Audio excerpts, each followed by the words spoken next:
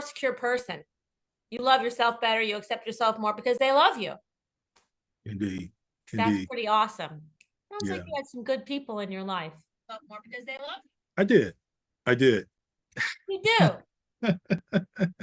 I did. And the experience really made me a better person, and really it made me respect life, I guess. Going through that process. So, but yeah. But anyway, Barb, we are on.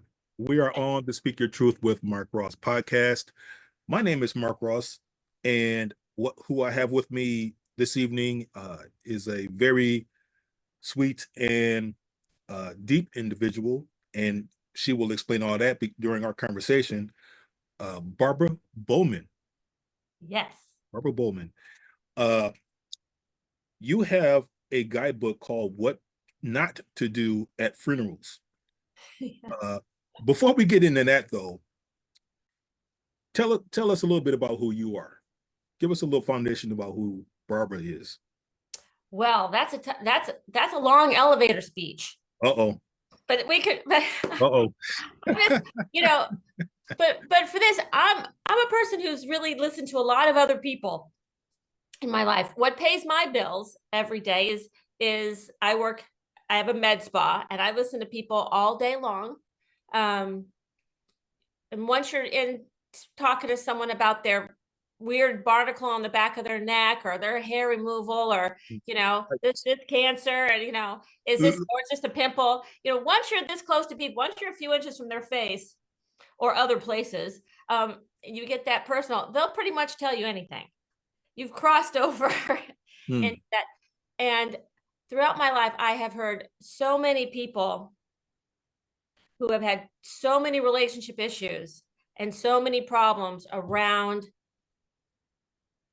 people not showing respect, or just blowing it, and having all kinds of family issues around someone's death, not knowing what to do, not knowing how to handle it. I have had so many people in my life have passed. My parents, my family. I really have one brother left, and there was 5 of us. So I've had the opportunity to participate in a lot of different funerals, and what are they called there? And life celebrations, and different relations. And yet there's always somebody or someone that takes it away, and they end up being the gossip, or they ended up being the attention's on them. And so people had just said, Barbara, you should write a book.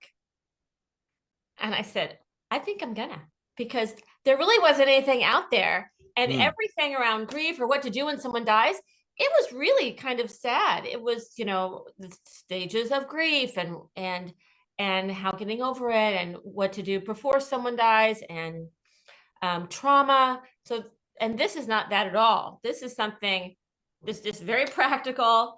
I'm one of these people that if something says, here's 3 steps to how to plant your flower pots better, and it's going to take 25 minutes. If you can't tell me 3 steps in 3 minutes, then I just switch. I just get to the point. Just let's get it done. And that's what I did. So I think this is something that just answers a lot of questions and helps a lot of folks not make those kind of faux pas, and not to feel as uncomfortable as they might. And hopefully not screw up any relationships along the way. Wow. I guess you could say that, because people get so caught up in loss that they lose the connections to everybody else. You know what I mean? Well, I think as a griever, grief can be completely encompassing. And it's very difficult when you realize that you've lost someone, and you're going through something maybe for the first time that you have no platform for, you have no foundation for, you're not even sure what's happening with these new emotions and these kind of feelings. And yet you also end up having to tell people what to do or how to respond to you when you don't even know what your needs might be. It can be traumatic, and it can make people pretty upset and and it can also make people feel just kind of confused. Definitely. Definitely.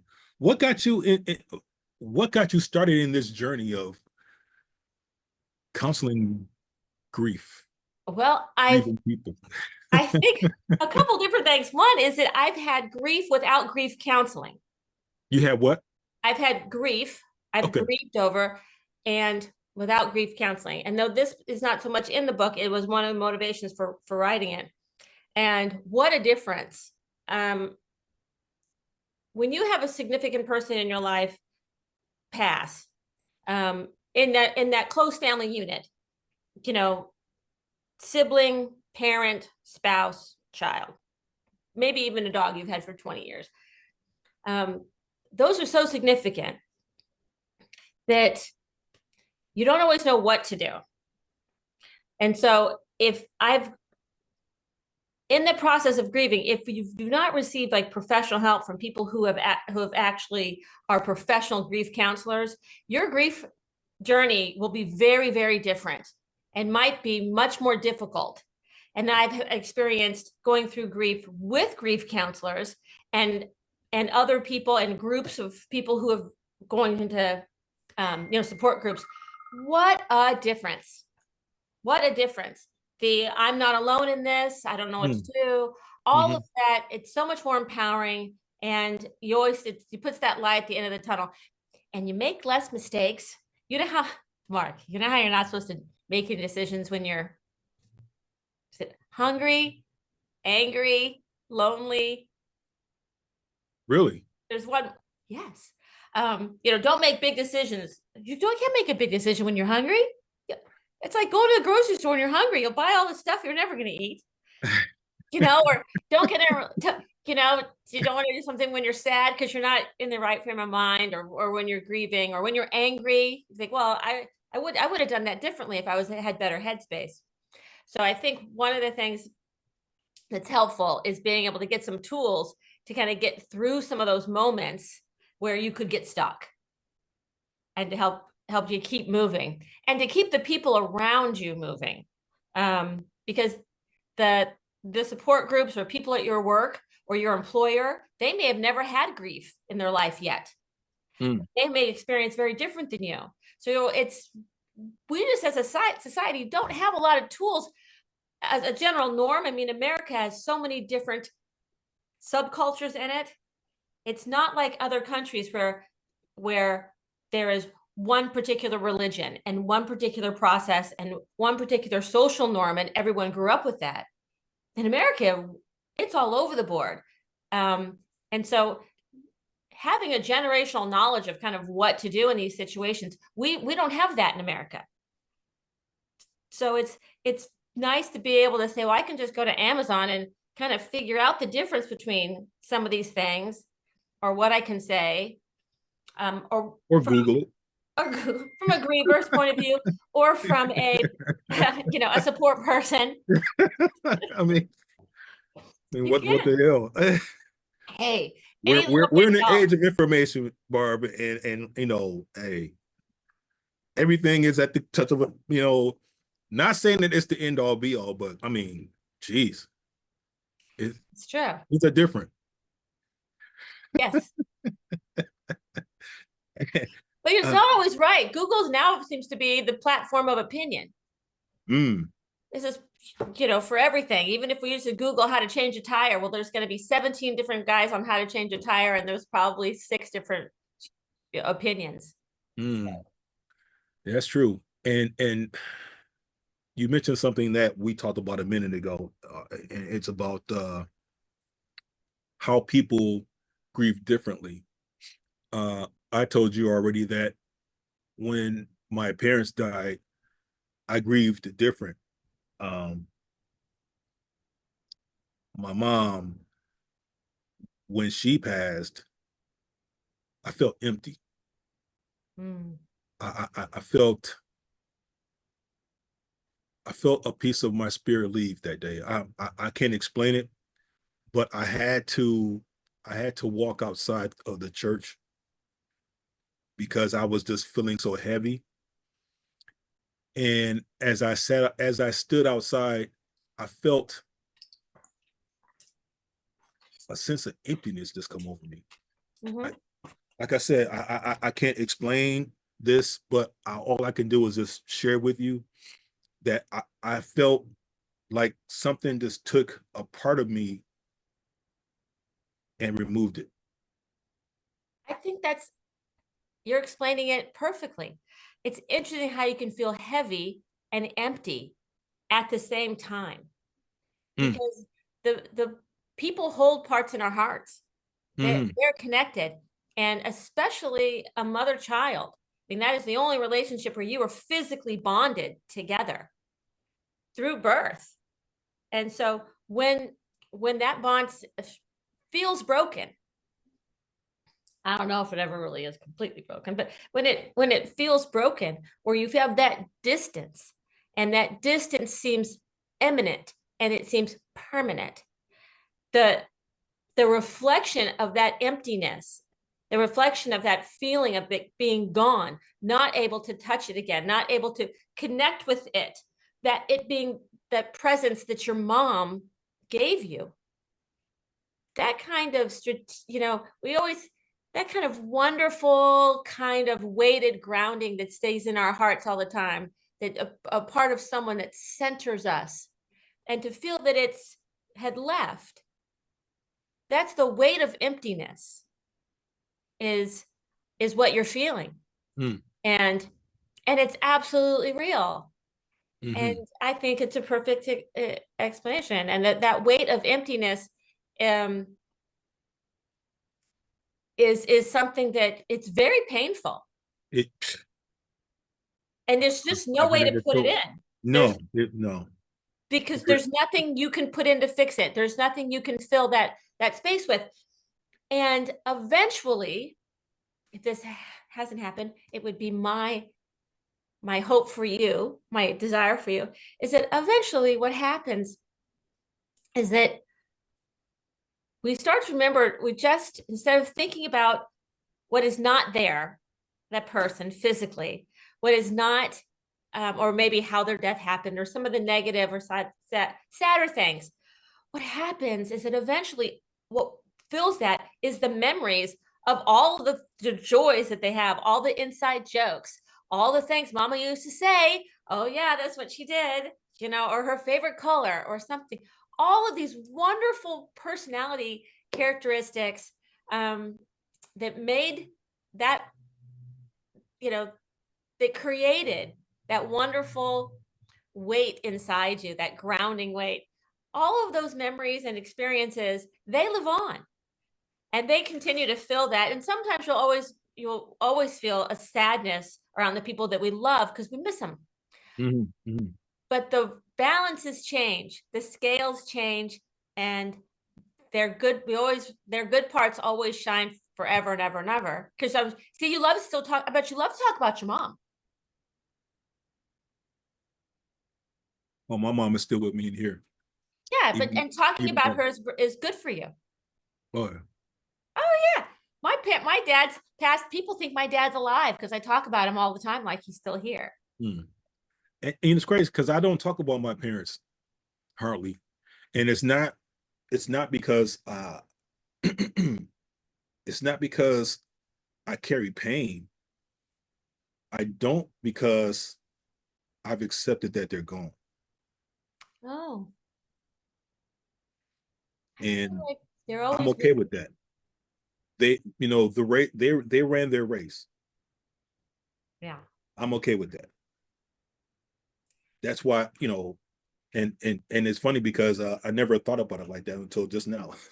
I just I don't talk about them like other people do. Man, my mom, and I think about my dad, and I think about my mom, and it's like, not to sound, melancholy, but it's like no, I understood the assignment that my mom and my dad had, and I mean I miss them. sure, but I think of They it like cross my this: mind often, but I don't talk about it because I understand that they're not here. they're not. In our, they're not here, but yet for me it's different, because for me, I feel like they're all around all the time. Like they're invested in me.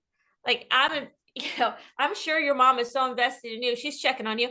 So what's going on?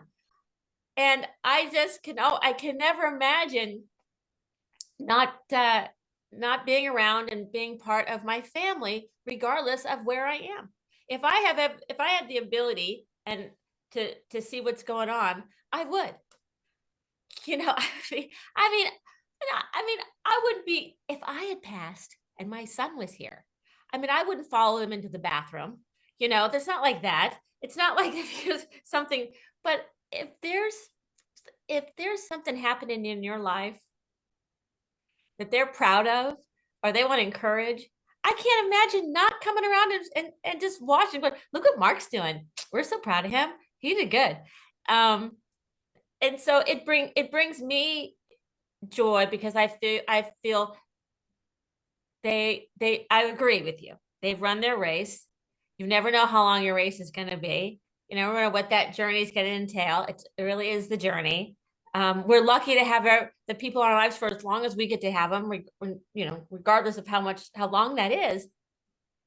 And now they get to go do something else. But for me, I still feel like their essence is around, and that every once in a while I feel like that someone's checking on me. They see what I'm doing, and that gives me a lot of joy. And I think that we have to continue to love and be joyful and be curious on their behalf, because that's one less person in my circle of influence to give love and to receive love and to be connected. And so I was a little bit picking up the slack, trying to give out a little extra here and there for the hands that can't do it. Hmm. Hmm. Yeah, yeah, yeah. uh, let's stay on task with the the differences of grieving. Uh, and I understand that how you grieve isn't the same about how I do, because I I know some people, when they lost a parent or a loved one for that matter, they were off the rails. Mm-hmm. They were off the rails. I mean, like, uh, don't don't provoke anger in them at all, or they are snapping, right? Yeah. Uh, I've experienced that emotion more with my mother than my father. When my mother passed, I had to go back to work, and I knew that I wasn't well. I was not well, and there were days that I was very close to losing my job, because one thing that people need to understand about Mark is I don't play. I will hurt you.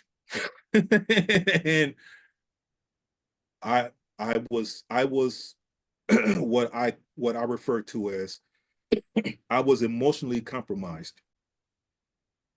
Sure. I was broken. I went through the sadness. I didn't cry much. I tried to move on, but I realized that I was emotionally compromised. And Very what hard to move on. Very hard to move on with was that hard, level of grief. yeah, and I was here. Yeah. Oh, It's I was it's here. almost like it broke your leg and you're trying to walk around with a dragging this broken leg around in severe pain all the time. Mm, Trying that's to a do the good regular analogy. daily Good thing analogy. with this limb that's crushed and you're dragging and you're in severe pain and you're trying to do the regular stuff, but you don't have the bandwidth for it because all of your physical energies is trying to maintain this grief, this pain, this brokenness. And it's it's devastating. It's devastating. I've known people have lost their jobs.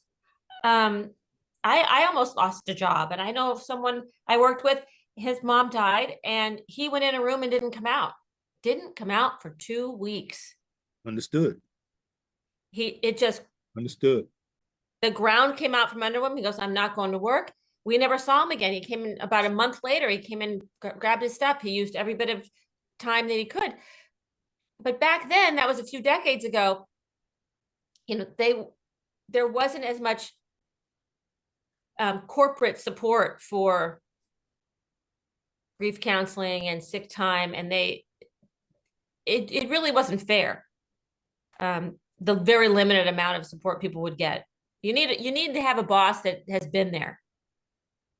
And if you don't, well, there'll be other jobs. Because that's a relationship you may never ever get back again. You may have a great relationship with your boss. One of you has a situation where you're going to grieve, you have a loss, and the other one doesn't get it. Doesn't get that they're right, doesn't get what not to say, says the wrong thing. Now they've offended. Now you have offense between the two of you. So it's a subject, because it's kind of so taboo that people don't know what to say or what not to do or what to do or how to get around it when you make a mistake, that jobs are lost and wills are changed and people move. It can be pretty dramatic. All for something small. Yeah. I find the worst thing, the funniest thing, it's not funny, but one thing it is asking someone, how you doing? Oh man. Yeah. I've met so many grievers that just want to choke that person, say, I don't want to hear how am I doing anymore. I'm not doing well. Do not ask me how I'm doing. And yet the person on the other side has no idea that that's, they're just trying to, what they should say is hey, I know you're going through a hard time and I'm thinking about you all every day. That's probably better option, just say, that's it. There's no comparison there. There's just an acknowledgement that I know you're here and that's it. And I'm thinking of you. I'm hurting for you. I'm here for you. I understand. And those are better words, but they just take a little bit of thought. And most of the time people just don't know what to say. So when they want to say something, they get their head chopped off. Yeah. Yeah. What do you think? How do you think I'm okay? I'm not okay. Not okay. And they just don't know what to do. The best thing that I've heard someone tell me, hey, if you need me, call me. That's a good one, but it's also a chore. Because there's a lot of people like myself, I would never call. I'm going to insulate and I'm going to isolate until I feel like I've good enough where I can go out and manage my grief and the world. And I won't come out until I feel like I can do that. So I find there's some people, depending on how close they are, they can say, call me if you need anything. But what are you going to really need from them? I would say typically don't ask, just do. Just say, I'm going to call you next week and see how you're doing. And then put it on your calendar to call them. You don't have to call me back. You don't have to say anything. I'm just going to check in and see if there's anything you thought of, or maybe we could do lunch. You don't have to talk about the grief. Just get connected with other people who are just going to let you be whoever you let you grieve. Like you could say, hey, let's go to lunch next week. We don't have to talk about this if you don't want to. I just want to spend some time with you. When they're acknowledging that you need to spend time with other people, it's all about you and your time. If you want to talk about the person that died, you can. If you don't want to, you don't have to. If you just want to sit and let someone carry the weight, you can do that. And just let the other person, but show up. Let the grieving person kind of run it and don't worry about it. No expectations. If you feel like you can't go, then we'll go another time. Then call them up in another 2 weeks and say, hey, let's do lunch. I'm thinking about you. And that's a way to just make sure, because grief takes a long time. Longer than most people think. Indeed. It's not that Indeed. you cannot put it on a calendar. I don't think grief really ever goes away. I think I think once you have grief, you have it. You just, it changes. It's like, I know what it feels like. I understand when I'm grieving now, just like I know when I'm, have an upset stomach. I know when I'm confused. I know when I'm frustrated, and I know when I'm in love. Mm. So these are new feelings, and you didn't have experienced this before. And now that you've experienced, you are someone who knows where to hold grief, and there's going to be a part of you that will hold grief all the time.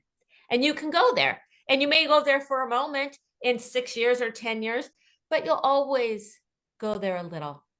Yeah. Yeah. What are the stages of grief? There's different books have them set up differently with the stages of grief. You're going to be denial, but I think sometimes it's really hard to know what if there's a particular stage that you're in, because you can be going through multiple feelings at the same time. Yeah. I mean, the first year can be all PTSD, or the first few months can be completely PTSD. And then all of a sudden you're grieving. It's 3 months later and you're all depressed. And like, what's going on? Because just there's only so much a body can hold. And we're talking, heavy relationships lost. You're going to it takes a lot of work to go through a funeral. Those first, you get 10 days or 2 weeks. Well, you just are still going through the person's belongings maybe at that point. And so you may not be able to really grieve. You have to back burner and just kind of go on autopilot. And then all of a sudden it comes in. And then it's here on Thursday and you can't get out of bed. But later on, you're like, wow, why am I okay today? Is this normal? Yep, that's normal too. So the stages of grief are really fluid and still very different for everyone. Like, yeah. I think definitely there's anger and there's denial. I mean, the first few days of even when my dog died, I'm like, he's here. Did that really happen? Was that a dream?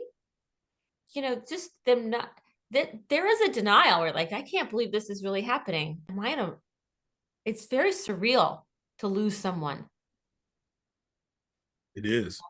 It's like, wow, he's gone. Yeah. What am I to do? And it leads me to ask this question.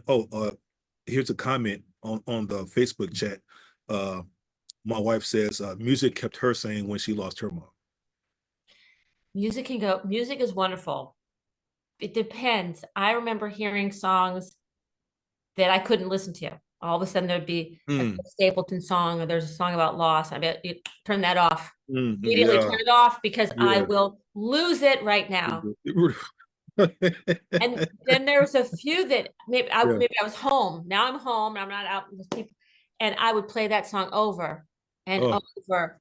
The same song, but now I'm home and it's a Sunday or, an evening, and I can just purge. And it would be a vehicle to allow me to purge my tears and to purge my pain and my loss, and maybe a time to get really angry. Because the music is a wonderful way to express our feelings and to help heal. Indeed. If you ever have to pick the songs for a funeral, you'll know what I'm talking about. Wow. Yeah. I'm working on my playlist now. Because, I'm not young. So by the time I go, no one's going to know the music I want. Nobody. They won't know the artist. They won't know anyone. I'll be like, right. Yeah. Music is old. Because music is evolving, I mean, at a rapid pace. So, yeah, us old schoolers, I mean, I don't know if I think our music will still be alive. I mean, vibrant. Oh, because they keep remaking it. Yeah. That too. Too. They're remaking it because it was the best. There's a few. There's so few songs that come out now. I know you're kind of going on a rabbit trail, but there is. I feel like there's a couple songs that come out every year that are good songs that have legs that we're going to hear in 10 years. Yeah. Yeah, but 30 years ago, 40 years ago, man, there was so much music that was coming out. There wasn't just a few couple of songs for the year. It was We a had a lot we have whole albums. I don't even of know what that is, an album. But we had albums. how you could put I got a stack of albums right behind my chair right now. there's like a whole the best of albums, best music on one album for a year. Remember that, like 1977. Here is the best and of music, volume 3, because there was that much good music. Yeah, yeah, And now there's 3 or 4 songs a year that are really good, and then they have to remake one of our songs. yeah. I'm seeing a lot of that lately, and some of Yeah. them aren't that good though. No, they might even be bad. And I just feel Some sorry aren't. for the original. I'm like, it's never as good as the original. It's just not. It's like, oh, It's- okay. It just trashed the whole song. Like, oh, But that's it why is. people like him, because if you have something that is a little bit old, like everybody knows it has a traditional, and then you add something new to it, more people will listen to it or more people will buy it. Like if it's a Coca-Cola, everybody knows Coca-Cola, but now it's a Coca-Cola cranberry. I don't know. Let's make it up. Right. Now Yeah. it's a twist. Coca-Cola, negative calories, whatever. So now it's a twist on something old. More people, because I will now, you and I might listen to an old song because it was been redone. So now even we'll listen to it where we would never have listened to that artist before. I'm old school to my heart, man. So 99% of the time I'm listening to some old school stuff, man. We So call it good school. yeah, well, good school, old school. That's what I'm on. That's what I'm on. Uh, my wife.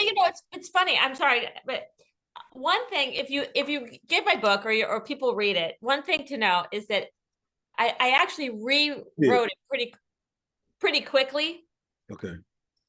because I had to direct a lot of the examples to millennials, and because I was using a lot of examples that are from my generation, and I'm going to be I got to be less than a year and a half to be 60, and so I couldn't use a Star Trek example because they didn't know who that was. So I have to. There was a few things I had to Yeah. Yeah. adjust it for the modern age. Yeah. And I think as people get younger, well, they don't get younger, but as these younger generations, they're even more detached from social norms. They have less of a toolkit of what to do when in dramatic situations or trauma, or social settings. They're not as apt to read other people in social settings.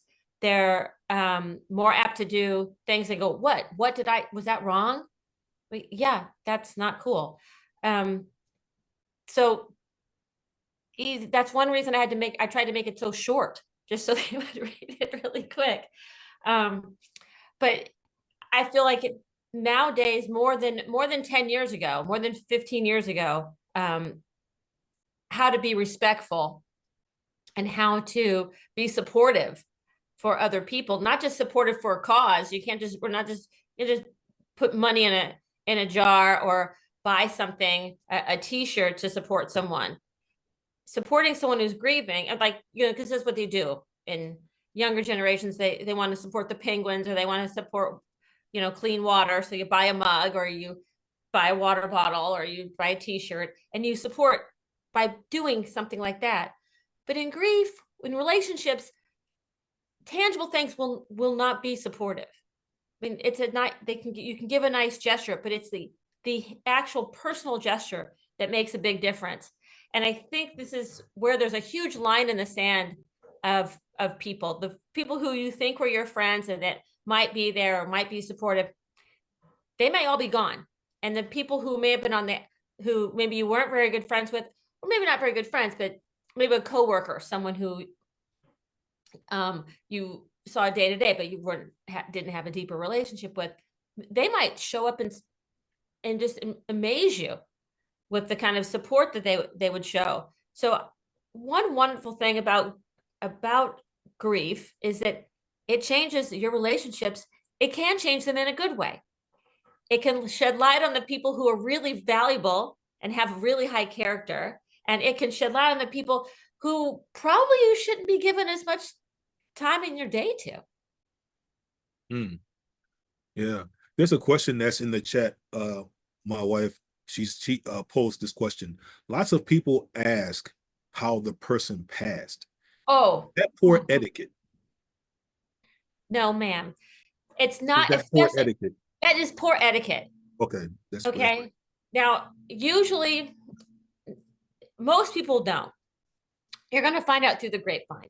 It's not a discussion that you really want to have with someone at a memorial service, at a funeral. Most people know by the time, a few days later, but there's quite a few situations where maybe someone were they murdered?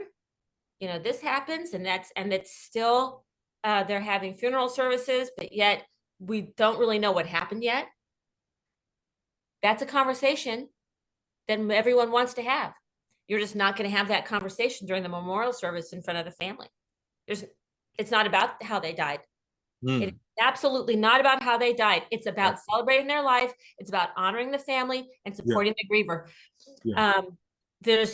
I had a client of mine, and she had a parent that passed, and they were here. I'm living in New England now.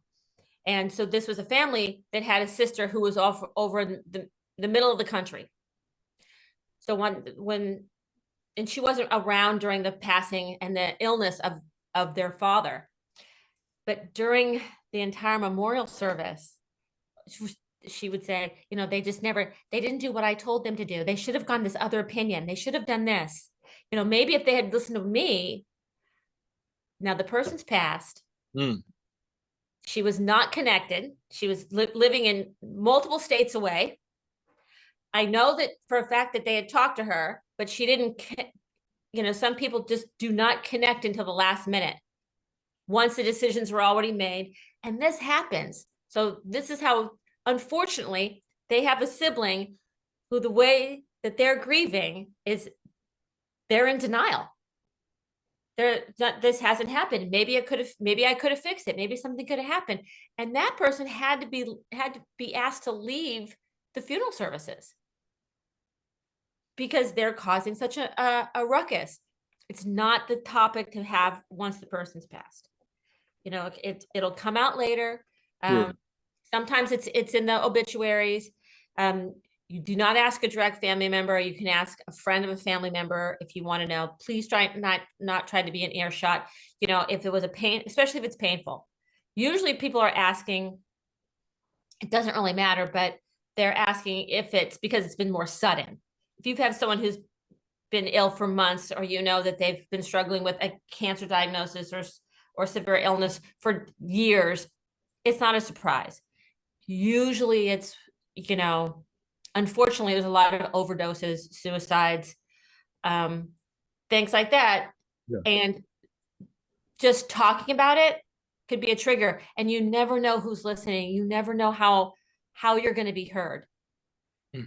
So ask a friend or a friend of a friend before going, but try not to bring it up there because. Indeed. And you said something that I wanted to ask. You mentioned something about people, dying from, suicide or whatever, but have you ever counseled someone who became suicidal after a loss of a loved one? Well, it's very common. I myself, if I had been left alone after being notified that my son had died, if I had been left alone that night, I'm for sure would have taken my life.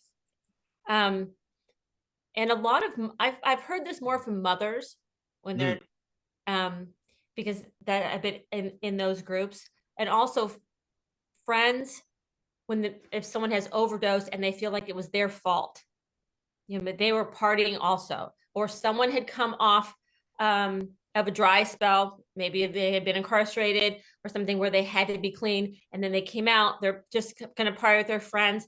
And even though they didn't do the dose they were used to doing when they got incarcerated, that was now this new dose, even a lower dose, was still lethal. The guilt says, I have to kill myself because I'm to blame.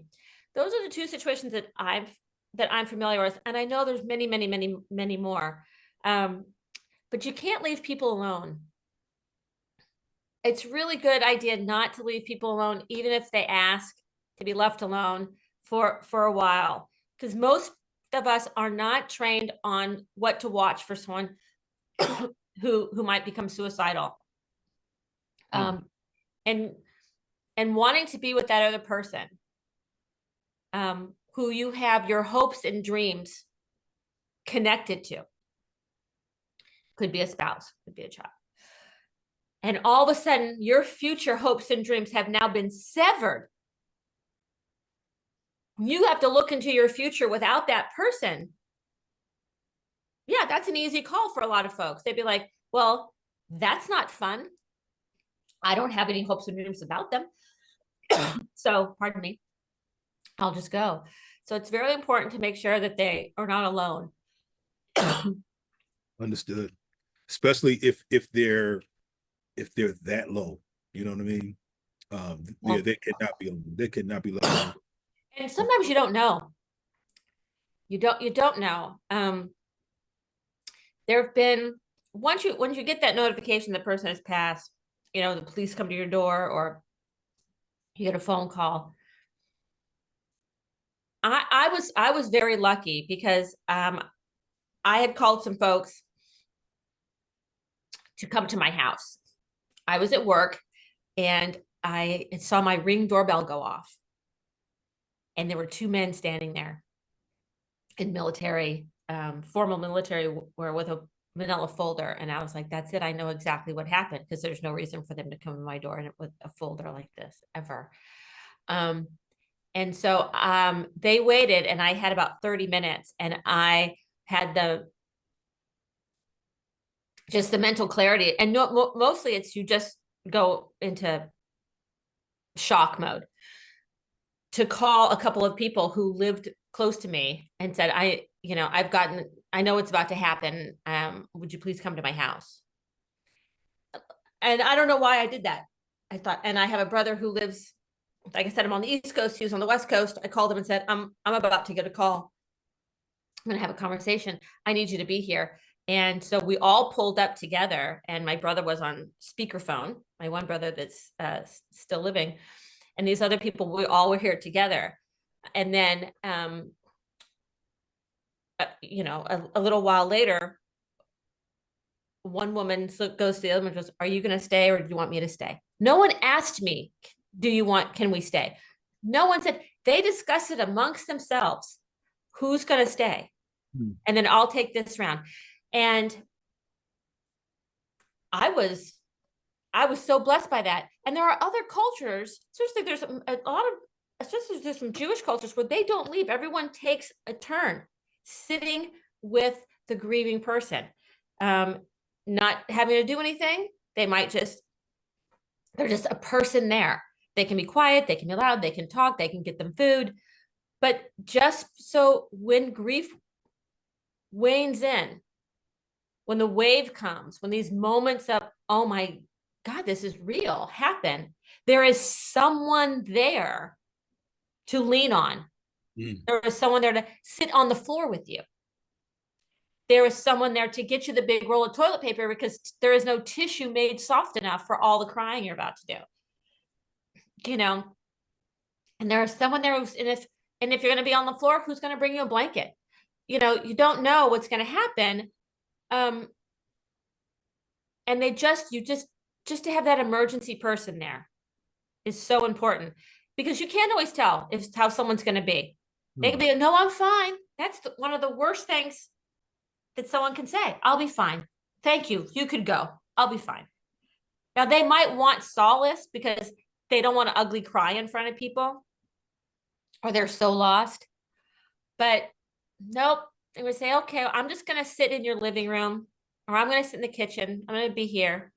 I'm going to give you your space, but I'm going to be here just in case I have to call the hospital or 911, because it can be overwhelming. And then you could have another, someone else dies, and you can have a feel guilty. You might not, because you feel a sense of relief. if they've been sick for a long time, Mm-hmm. they've been in pain for a long time. Mm-hmm. I have people in my circle who felt so guilty. Speaking of just guilty that they thought they had contributed to their death, but guilty that they felt so relieved. Like, why? I'm not crying. I'm Mm. not upset. Mm. I'm not happy, but I'm not, because they had long-term grief, long-term hospice. Yeah. They grieved over a long stretch, Yeah. and they were ready. Mm. It's funny, and in all these situations, the kind of response that you would give to someone is slightly different. There's a lot of similarities, and you can't say nothing. I think that's one of the biggest mistakes. Say, I'll just go talk to them when they feel better. Well, that's really about you then. That's not about being supportive about them. That's about your uncomfortableness. Yeah. Right. Right. Yeah. So your symbol of awkwardness and their, cinder block of pain. I don't know. Exactly. Exactly. It's like, I'm better off dealing with this by myself. I don't need you, bro. That's right. They just don't have it. And matter of fact, don't even call me no more. Yeah. I'm cool without you. And better. This is what happens. But you get these people and you go, why were you not here? Right. And they just don't have one. You'll find that your relationship wasn't as deep as you thought it was, but they also just may not have any clue what to do. And I think it's okay to ask. I think one of the biggest mistakes is just asking someone and to be as transparent as possible. Say, I've never had anybody die. Yeah, right. I don't know what to You know what to do. but you're important to me. It's always about the relationship, but you're really important to me. And I want to do something, but I don't know what to do. It's probably a lot to ask, but can you tell me? Mm. Man, I would feel great if someone said, there may not be anything you can do, but there's little things people can do. But see, that's a great thing to know. Just acknowledge that you don't know. Indeed. And if you say something wrong, like if someone said to me, how are you feeling? I feel awkward, but I never got angry about it. I don't think I think there's more people that do. They get very upset when they're, a few weeks or even a few months after, how you doing? It's like, you idiot. I'm doing bad. Every day sucks. Yeah. Every day sucks. I don't want to wake up today. Every day. Thank you for not asking. And how to recover from that. That's a big one. Because especially if let's say that's someone you work with or a neighbor. Now you're going to see that person for a long time. How do you recover that relationship? How do you not be angry with them? How do you not be afraid? How does one person not stay angry, this person not stay afraid? What can you do? You can just say, you have to, I know it's challenging for grievers to acknowledge that people don't know. And they didn't know either. They didn't know either. Right.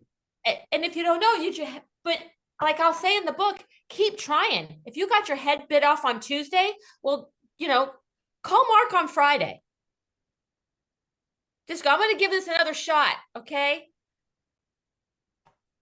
Yeah. Want turkey or ham sandwich? I brought you and then walk away. Yeah. I think people also have to realize that if they do get a reaction that they didn't expect, that's okay. Let it go. Let it go. This person's going through something they've never experienced before. Let it go.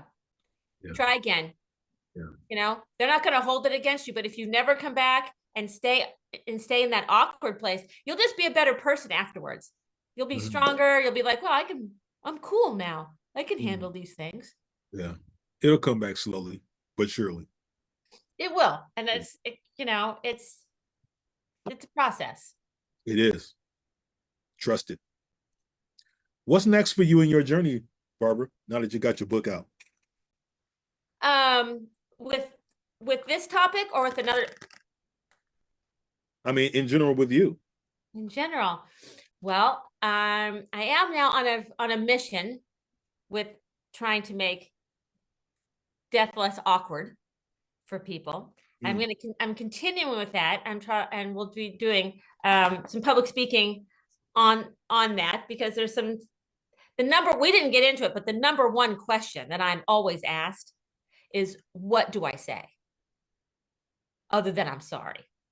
What's that? That's the biggest thing. And then after this, I have another book coming out at the end of the year. That's on a slightly different topic, and that's called Getting Out, a tactical guide to escaping narcissism. But it's also written in the same kind of punchy manner. Very, very hands-on, very practical, just things you can do. And it's written in the what do you call it, Mark? It's like the theme.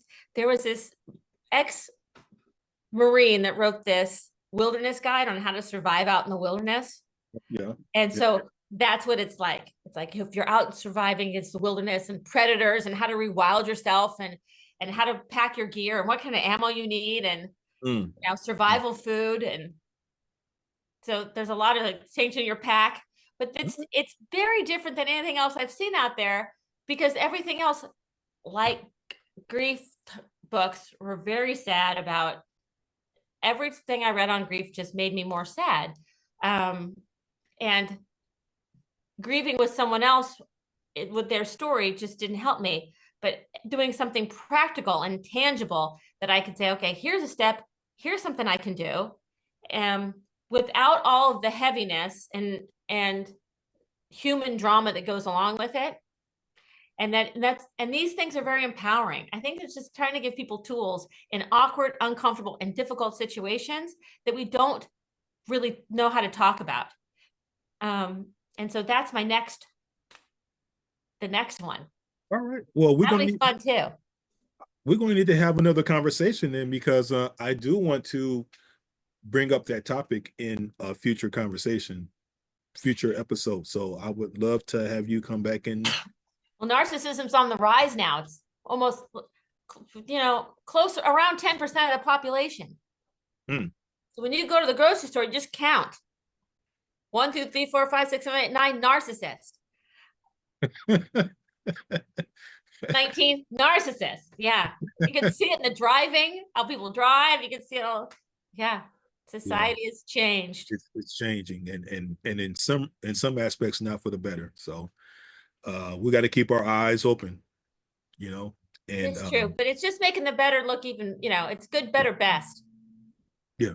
All the good looking, it's getting the best, like our music. Barbara Bowman, it has been a pleasure and an honor to have you here to speak with me this evening. I had a good time talking with you and learning more about the grieving process, because as I spoke with you, I grieve different from each parent. I know that it's okay, and I know that grief varies differently from person to person, but I hope that your book can shed some light to individuals who are struggling with that, because many of us are, and some of us. You mentioned long-term grieving. We're still in it. Some of us are still in it. Oh yeah. I would say for me, just before I go, I would say for me, the example was, once you have a severe grief in your life, to me, it was the equivalent of losing a limb. That's it. So now I'm going to go through everything in my life, whether I brush my teeth, whether I go to the grocery store, whether I'm going to be sending a text message, every area of my life, I'm now going to do as a handicapped person. I mean, I may get a prosthetic, but it's never going to be the same. Everything I do, I will now do differently. I will do it with a different thought in mind. I will approach everything different. That's how transformative grief is. It doesn't mean I can't succeed. Doesn't mean I can't do everything I need to do in life, but I will never do it the same, because I am physically different now. And trying to move through that and say, yep, this is the new, I could say like the bionic man, but nobody would know who I was talking about. Or the $6 million Man. man, the bionic woman, bionic man. Yeah, right. Running real slow. Yeah, but that's just who we are. Yeah. Yeah. This is who we are, and just trying to acknowledge that and move forward in the grief that we carry. Mm. It's a good topic. We could talk forever, Mark. Yeah, I see. But I definitely want us to come back and talk about that other book and talk about the narcissism topic.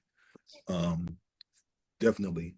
So I will let you know when it's out. People can go to my website and send me an email and say, put me on the waiting list for it. all right. How can people get your book, your current book?